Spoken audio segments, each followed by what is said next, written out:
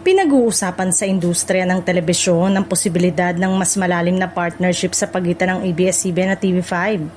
Matapos lumabas ang impormasyon na handa umano ang kapatid network na ibigay ang unang slot ng kanilang primetime block para sa isang programa ng Kapamilya Network.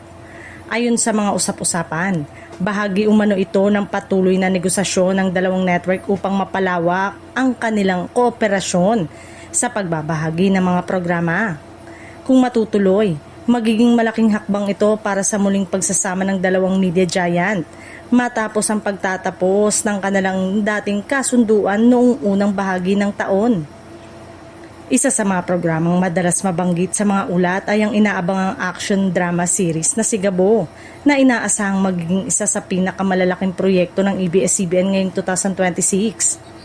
Dahil sa malakas na suporta ng mga manonood kay Coco Martin, marami ang naniniwalang magiging malaki ang ambag nito sa ratings ng TV5.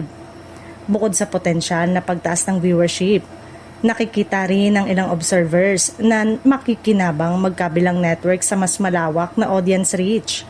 Mas maraming manonood ang magkakaroon ng access sa mga programa habang mas lumalawak naman ang oportunidad para sa mga artista at production team. Gayunpaman, wala pang opisyal na kumpirmasyon mula sa ABS-CBN at TV5 tungkol sa detalye ng anumang pagbibigay ng primetime slot.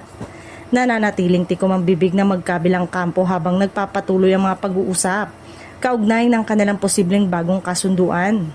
Sa ngayon, hinihintay ng mga manonood ang opisyal na anunsyo mula sa dalawang network. Kung may sasakatuparan ng naturang plano, maaaring ito ang maging simula ng panibagong yugto ng kooperasyon sa pagitan ng ABS-CBN at TV5 na inaasahang magdadala ng mas marami pang dekalidad na programa sa telebisyon.